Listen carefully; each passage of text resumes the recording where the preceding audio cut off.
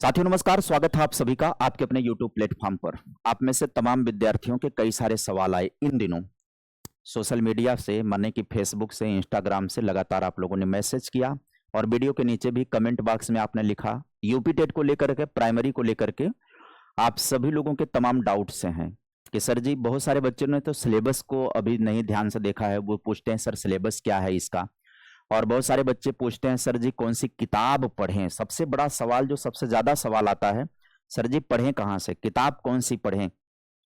क्या नया शिक्षा आयोग पेपर करवा रहा है तो पुराना पैटर्न ही रहेगा जो पीएनपी ने करवाया था। आप सभी को पता होना चाहिए कि इससे पहले यूपी टेट का आयोजन पीएनपी प्रयागराज के द्वारा किया जाता था, जो आपके डीएलएड एग्जाम कंडक्ट करवाते हैं।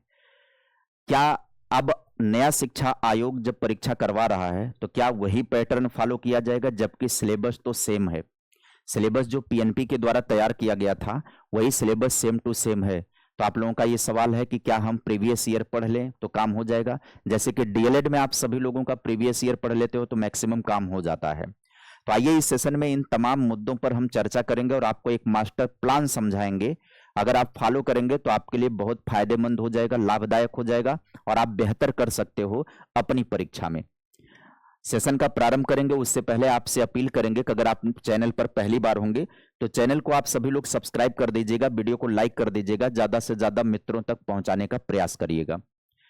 परीक्षा का बदलता स्वरूप क्या बदलेगा और क्या नहीं बदलेगा, आपको इसमें हम डिस्कस में शामिल करेंगे, एक एक जानकारी देंगे।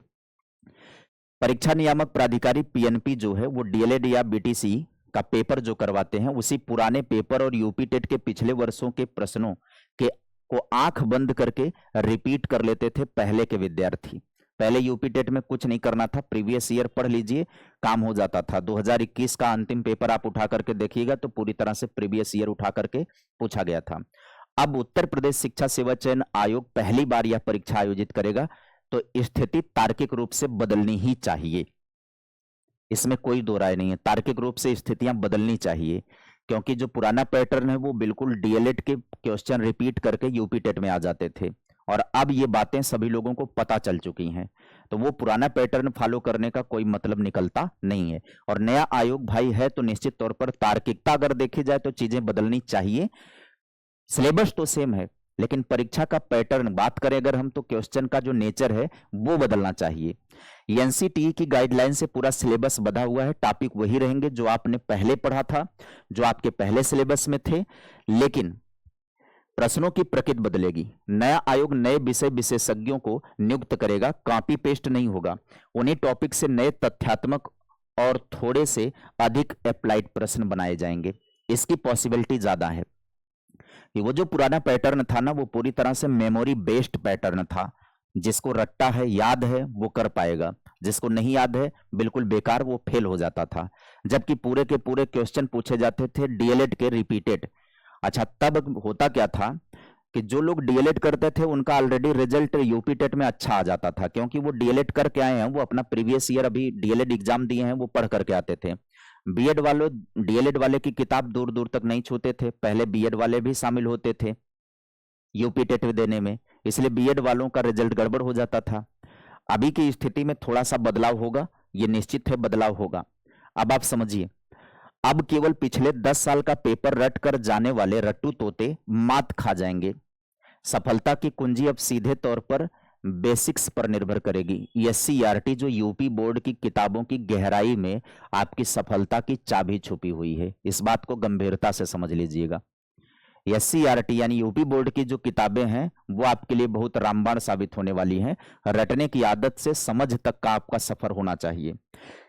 इसी नए लॉजिक और नए आयोग के माइंड सेट को ध्यान में रखते हुए रणनीति अब आगे मैं साझा करने वाला हूं।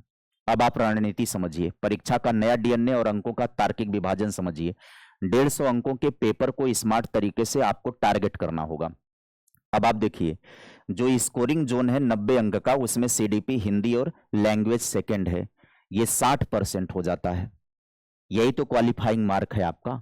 स्कोरिंग जोन आपका 90 अंक है, सीडीपी हिंदी भाषा, और 40% जो आपका है रैंक जो है वो मेरिट जोन वाला है, 60 अंक, जिसके अंतर्गत ईवीएस और मैथ आ जाता है। ये आपको स्कोरिंग करवा देगा। ये आपको मेरिट यानी रैंक में आपका नंबर जो है 100 क्रॉस करने लग जाएगा, अगर आप थोड़ा सा सावधानी बरतेंगे तो। कैसे बरतना है आपको, आइए एक एक बात को समझें। यहाँ सिलेबस बहुत सीमित और ठोस है। कहाँ पर, 90 में, जिसमें सीडीपी हिंदी और लैंग्वेज सेकंड आता है। लॉजिक है कि आपको व्याकरण के नियम या मनोवैज्ञानिक सिद्धांत नहीं बदलते हैं। आपका लक्ष्य यहां होना चाहिए 90 में से 80 प्लस अंक लेने का, यहां आपका टारगेट सेट होना चाहिए। और देखिए, हिंदी अगर आप ले रहे हैं पहले लैंग्वेज के रूप में, आप संस्कृत दूसरे लैंग्वेज के रूप में चुन सकते हैं, तो आपके लिए बेहतर हो जाएगा। जिनकी इंग्लिश में काफी अच्छी पकड़ है उनकी बात नहीं कर रहा हूं, वो तो अपना इंग्लिश ही चयन करेंगे क्योंकि उनकी इंग्लिश अच्छी है तो अच्छा नंबर ले लेंगे। लेकिन जिनकी इंग्लिश अच्छी नहीं है सेकंड लैंग्वेज में, उन्हें संस्कृत का चयन करना चाहिए। हिंदी पढ़ेंगे व्याकरण के रूप में, संस्कृत पढ़ेंगे, दोनों एक दूसरे का सपोर्ट करेगा, क्योंकि यहां पर संस्कृत के क्वेश्चन संस्कृत टू संस्कृत नहीं आएंगे, वो हिंदी में आएंगे, वो संस्कृत में नहीं आएंगे। अब आप कहेंगे कि साहब सीटेट में तो ऐसा होता है, तो सीटेट में संस्कृत लैंग्वेज बहुत से लोग सेलेक्ट करते हैं, अदर स्टेट के भी सेलेक्ट कर लेते हैं जो हिंदी थोड़ा बहुत जानते हैं, तो संस्कृत को संस्कृत टू संस्कृत ही रखा जाता है, नहीं तो भाषाई पूर्वग्रह हो जाएगा। यहाँ पर चूंकि हम लोगों की क्षेत्रीय भाषा ही हिंदी है, मातृभाषा ही है, इसलिए संस्कृत को भी हिंदी में ही पूछा जाएगा। समझ में आ गई बातें। तो अगर आप एक व्याकरण पर बेहतर पकड़ बनाओगे तो दोनों तैयार हो जाएगा, और अगर आप प्रयास करेंगे, थोड़ा सावधानी बरतेंगे, तो 50 क्वेश्चन आप निकाल सकते हैं दोनों लैंग्वेज को मिला करके, गारंटी है। अब अगर 50 क्वेश्चन आप निकाल लेगे, 50 क्वेश्चन 30-30 60 में से अगर आप 50 क्वेश्चन निकाल ले रहे हो, सीडीपी में अगर आप 25 क्वेश्चन कर ले रहे हो, तब भी आपका मार्किंग पहुंच जाएगा कहां पर, 75 में। इससे कम की गणित आप सेट मत करना, नहीं तो आपके लिए धोखा हो जाएगा। इससे कम की गणित सेट ही नहीं करना होगा। अब बहुत सारे लोग ज्ञान यहां पर ये ना दे देंगे यूपी टेट है, ये कौन सा एग्जाम है, तो रिजल्ट परसेंटेज देख लें। और किसी भी तैयारी का जो पेपर होता है वो उन विद्यार्थियों के हिसाब से टफ ही होता है। जो पेपर हम दे रहे होते हैं वो अक्सर टफ होता है, जो पेपर हो चुका होता है वो इजी लगता है। तो इससे कम का टारगेट आपको सेट नहीं करना चाहिए स्कोरिंग जोन वाले में। इसके बाद बात करें रैंक या मेरिट जोन की कंडीशन में, 60 अंकों में, जिसमें पर्यावरण के 30 और गणित के 30 होंगे। तो नए आयोग के आने से सबसे ज्यादा बदलाव ईवीएस में देखने को मिल सकता है। पर्यावरण अब सिर्फ पेड़ पौधे नहीं है, इसमें संविधान, यूपी स्पेशल और बेसिक भूगोल भी शामिल हो जाएगा। आपने सीटेट में जो पढ़ा था वो अलग पैटर्न था, यहाँ पर पैटर्न अलग हो जाएगा। आपका सुरक्षित लक्ष्य 60 में से 40-45 अंक का ही रखें, निश्चित है इतना आप रखना ही रखना होगा। तो अगर आप उधर से 75 निकाल ले रहे हो या 70 निकाल ले रहे हो और इधर से आप 40 ही निकाल पा रहे हो, तब भी आप 110 नंबर पर पहुंच जाओगे, तब भी आप 110 नंबर पर पहुंच जाओगे। वैसे तो यूपी टेट के अंकों की अभी महत्व की बात करें तो अंकों का कोई विशेष महत्व तो दिखाई नहीं पड़ रहा अभी की कंडीशन में। अभी तो आपका क्वालिफाइंग ही मार्क बहुत पर्याप्त हो जाएगा। लेकिन यूपी है भाई, चीजें बदलती हैं, चीजें समय के बाद भी बदल जाती हैं। किसे पता था, पुराने अध्यापकों को क्या ही पता था कि उन्हें एक दिन टेट देना पड़ जाएगा, उनके लिए टेट अनिवार्य हो जाएगा। तो कुछ भी बदल सकता है, टेट का मार्क भी अनिवार्य हो सकता है, उसके मार्क का इंपॉर्टेंस भी बढ़ाया जा सकता है। भविष्य को ध्यान में रख के चलिए, कुछ भी हो सकता है। और ये भी ध्यान में रखिएगा, हो सकता है कि आपको मौका अच्छी तरीके से यही मिला हुआ हो पढ़ने के लिए, आगे उतने अच्छे तरीके से मौके भी ना मिल पाए पढ़ने के लिए। तो इस चीज को भी ध्यान में रख करके आपको ये देना चाहिए कि नहीं, दोबारा साहब होगा, देखेंगे मार्क जरूरत होगी तो दोबारा बढ़ा लेंगे। तो हर समय समान परिस्थितियां नहीं होती हैं, चीजें बदलती हैं, समय बदलता है। तो इस मौके को अंतिम मौका, हमेशा हर मौके को अंतिम मौका मान करके करना चाहिए कि अंतिम मौका है, इसमें हमें झंडा गाड़ देना है। नए आयोग के विषय अब बात करें, गाइड बुक से बचें क्योंकि नए पेपर सेटर सरकारी किताबों को ही आधार बनाएंगे, ये तय है। ये तय है कि आपको गाइड बुक से बचना होगा। गाइड बुक जो मार्केट में है ना, उसमें तमाम तरीके के फॉल्ट हैं, तमाम गलतियां हैं, मिस इन्फॉर्मेशन बहुत ज्यादा मिलेगा आपको। और जब आप ये दिमाग लगा रहे हैं कि एससीईआरटी के पैटर्न को ही सेट करेंगे, जो भी बनेंगे पेपर बनाएंगे वो सरकारी किताबों को ही आधार बनाएंगे, और वो सरकारी किताबें कौन सी होंगी, एससीईआरटी की किताबें होंगी जो पढ़ाई जाती हैं स्कूलों में, है ना, जो स्कूलों में पढ़ाई जाती हैं वो एससीईआरटी की किताबें। इसके अलावा भी अगर आप कुछ किताब का सुझाव मुझसे मांगेंगे तो मैं आपको किताब का सुझाव दे देता हूं आपको। बाल विकास में 30 अंकों की बात करें तो पीएनपी वन लाइनर पूछता था, नया आयोग सिद्धांतों की थोड़ी गहराई पूछ सकता है। तो डीएलएड सेमेस्टर की किताबें आपके लिए बहुत पर्याप्त रहेंगी। ठीक है, डीएलएड सेमेस्टर की किताबें ये पर्याप्त रहेंगी, क्योंकि जो भी पेपर सेटर होगा वो डीएलएड की किताबें उठाएगा ही उठाएगा। वो गाइड बुक मार्केट से खरीदने नहीं जाएगा। वो अक्सर डाइट का ही व्यक्ति होगा जो पेपर बनाएगा, तो वो डाइट पर किताबें भी तो कौन सी उपलब्ध होंगी, डीएलएड वाली उपलब्ध होंगी। इसलिए डीएलएड की किताब जो होगी सिलेबस के अकॉर्डिंग वो आपके पास होनी चाहिए, और जिनके पास है वो उनका रिवीजन करें, उनको पढ़ें।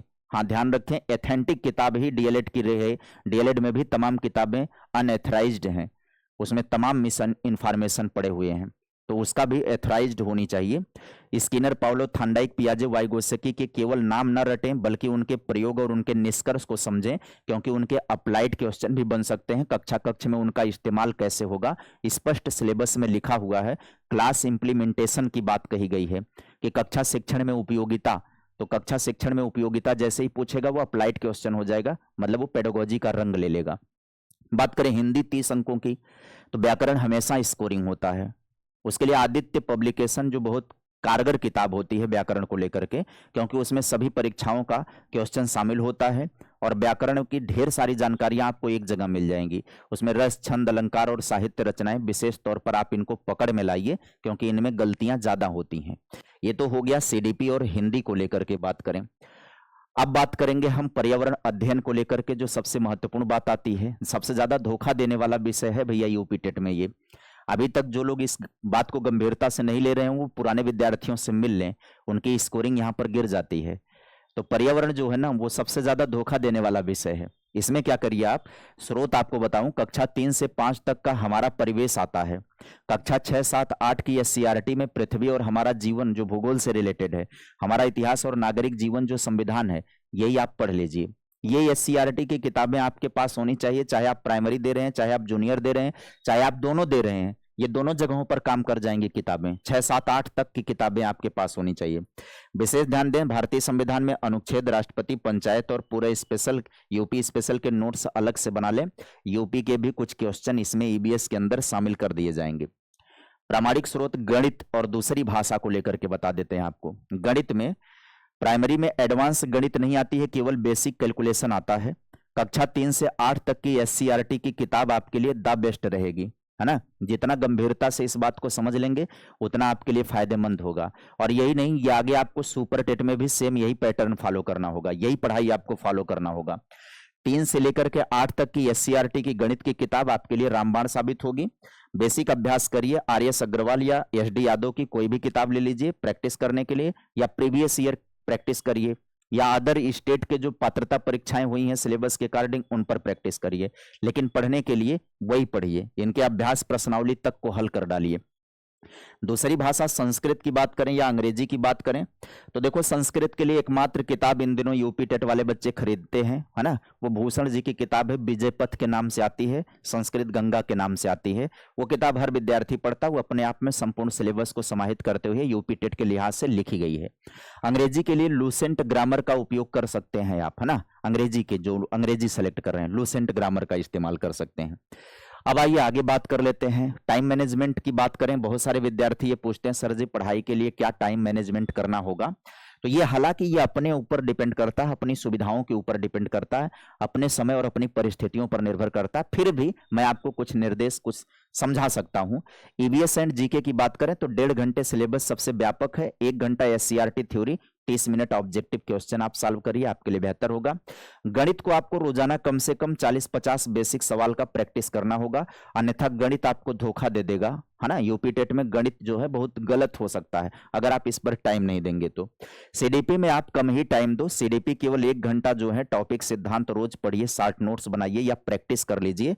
भाषा में 30 मिनट हिंदी व्याकरण और 30 मिनट संस्कृत और अंग्रेजी व्याकरण पढ़िए, बस इतना ही टाइम पर्याप्त रहेगा, बहुत ज्यादा टाइम नहीं चाहिए। इतना ही कैलकुलेट कर लीजिएगा क्या टाइम है, 1.5 घंटा, 1.5 घंटा, 1 घंटा, 1 घंटा, तो 3, 2, 5 घंटा बहुत पर्याप्त है। अगर आप कोचिंग, ट्यूशन या ऑनलाइन क्लासेस पढ़ रहे हैं तो वहां पर ये काम ऑलरेडी कर रहे हैं, थ्योरी वगैरह पढ़ने का काम ऑलरेडी कर रहे हैं, तो प्रैक्टिस वगैरह कर रहे हैं, तो निश्चिंत रहिए, कोई दिक्कत नहीं है। अगर आप ऑनलाइन क्लासेस ले रखे हैं, तो वहां पर ऑलरेडी टीचर्स पढ़ा रहे हैं थ्योरी को, तो आपको कोई परेशान होने की जरूरत नहीं, उन्हीं का रिवीजन हो जाए तो कर लीजिए, बाकी प्रैक्टिस पर ध्यान दीजिए। अगर आपको टीचर प्रैक्टिस भी करवा रहे हैं तो आपका सारा काम हो रहा है, फिर आपको टेंशन लेने की जरूरत ही नहीं, आप एकदम रिलैक्स रहिए, सारा काम आपका चल रहा है। परीक्षा तक आते आते वो काम आपका टीचर बढ़ा ही देगा, वो प्रैक्टिस वो रिवीजन सब करवा डालेंगे। सब रिवीजन का लूप की बात करें, सोमवार से शुक्रवार आपको 5 दिन केवल नया सिलेबस कवर करें, शनिवार रविवार कुछ भी ना छुएं, केवल सप्ताह में पढ़े हुए का एक्टिव रिकॉल करें। जो विद्यार्थी कहीं कोचिंग नहीं करते हैं, कहीं कोर्स नहीं लिए हुए हैं, सेल्फ स्टडी कर रहे हैं, ये उनके लिए है। जो लोग सेल्फ स्टडी ना करके टीचर्स पर निर्भर कर रहे हैं, तो टीचर तो उनका काम कर ही रहा है, उसमें कोई इफ बट नहीं है। दूसरी बात कर लेते हैं, पीवाईक्यू का पोस्टमास्टम जरूर करें, उसको रटे नहीं। बहुत सारे विद्यार्थी पीवाईक्यू जब हल करने जाते हैं तो उसे केवल रटने पर फोकस कर देते हैं, उसका उत्तर क्या है, रट लेते हैं। पहले पीएनपी के लिए आप पीवाईक्यू रट लेते थे तो काम कर जाता था, वो रिपीट हो जाता था वापस। अभी आपको करना क्या है कि आप एक प्रश्न को पढ़ रहे ना, उसका विकल्प 1, विकल्प 2, विकल्प 3, विकल्प 4 ये पढ़ रहे हो ना, तो आपको करना क्या है, एग्जाम्पल के रूप में समझिए। जैसे प्रश्न आया कि बुद्धि का द्विकारक सिद्धांत किसने दिया, सही उत्तर जानने के साथ साथ बाकी 3 विकल्प में भी जो दे रखे हैं ना, उनका भी आपको पढ़ लेना हो। बुद्धि का द्विकारक सिद्धांत किसने दिया, विकल्प में स्पीयरमैन रहेगा, स्पीयरमैन का ट्रिक लगा दिया, आगे बढ़ जाएं। और भी तो 3 नाम हैं, कहीं ये देख लीजिए उनके द्वारा कौन सा सिद्धांत दिया गया है, क्योंकि जो प्रश्न बनता है वो प्रत्यक्ष और अप्रत्यक्ष तौर पर हो सकता है शामिल, कि नया आयोग इन्हीं बचे 3 विकल्पों को हो सकता है नए प्रश्न के रूप में ढाल दे। तो ये बहुत आवश्यक है, आप पुराना प्रैक्टिस करिए, पुराना प्रैक्टिस करिए, लेकिन इस बात के लिए मत करिए कि यही सेम टू सेम रिपीट होगा इसलिए मैं प्रैक्टिस कर रहा हूं। पुराना प्रैक्टिस करिए, लेकिन उसके चारों विकल्पों का पोस्टमास्टम करिए। हो सकता है कि नया आयोग जब भी क्वेश्चन बनाए तो आप जो पोस्टमास्टम कर रहे हो आपको वहां से हेल्प मिल जाए, वहां से आप सभी को क्वेश्चन मिल जाए नए वाले पैटर्न के आधार पर। माइक्रो नोट्स व डायरी तैयार कर सकते हैं। नए आयोग के पैटर्न के अकॉर्डिंग कथन, अनुच्छेद, किताबों के नाम, तारीखें कंफ्यूज करेंगी। जो फैक्ट याद ना हो उनकी छोटी छोटी डायरी लिख लें, सुबह उठ करके रिवीजन कर लें। ओएमआर सीट प्रबंधन तो ये तो बाद में हम आपको समझाएंगे, अभी नहीं समझाएंगे, है ना। अंतिम निष्कर्ष ये है कि डरना नहीं है, रणनीति सही अपनाना है। परीक्षा का मतलब ही होता है जहां डर के आगे जीत होती है। मन के हारे हार है, मन के जीते जीत। मान लोगे तो बन जाओगे, क्वालिफाई कर जाओगे, नहीं मानोगे, नहीं ठानोगे तो नहीं हो पाएगा। ये कोई बहुत बड़ा ऐसा एग्जाम नहीं है कि जिसमें बहुत माथापच्ची करने की जरूरत है, बस केवल एक सिस्टम फॉलो करना, स्मार्ट रणनीति अपनाओ, स्मार्ट नंबर लेकर के आओगे। गधों की जैसा मेहनत करोगे तो फिर बेकार नंबर जाता है। गधा जब घास चरता है मैदान में ना, तो वो चरते चरते आगे जाता है, घास चरते चरते आगे जाता है, फिर घूम के देखता है कि कितना चरे हैं, तो देखता है कि पीछे सब हरा हरा ही पड़ा हुआ है, कुल हरियरे नजर आई तो फिर वो क्या करता है, रिवर्स गियर डालता है। वो ऐसे घूम के नहीं लौटता है कि इधर से घूम करके लौटे ना, चरते चरते चरते चरते आगे गया, घूम के देखा, उसको लगा कि पूरा हरा हरा पड़ा हुआ है भाई, तब वो रिवर्स गियर डाल के फिर आता है पीछे। मैदान में बड़ी बड़ी घासें पड़ी हुई हैं, उसको नहीं चरेगा, वो 4 कदम 10 कदम में ना वही खुरेचता रहता है, वही खुरेचता रहता है। ऐसी मेहनत ना करो कि 4 पन्ना पढ़ने के बाद रिवर्स होकर के पूछो दिमाग से कि क्या पढ़े हो, क्या याद हुआ है, याद हुआ है कि नहीं याद हुआ है। ऐसी सारी चीजें बेकार होती हैं। उम्मीद करेंगे कि आपको सारी बातें समझ में आ गई होंगी और आपके लिए काफी सुविधाजनक हो गया होगा। किताब कौन सी पढ़नी है कौन सी नहीं, हमने स्मूथली सारी बातें समझा डाली। किताब को लेकर के गाइड बुक से बचना है, ज्यादातर आपको फोकस करना सरकारी स्कूल की किताबों पर। तो फिर मिलेंगे किसी नए अपडेट के साथ, नई जानकारी के साथ, नई सलाह के साथ, नई वीडियो में। तब तक के लिए bye bye, take care, thank you.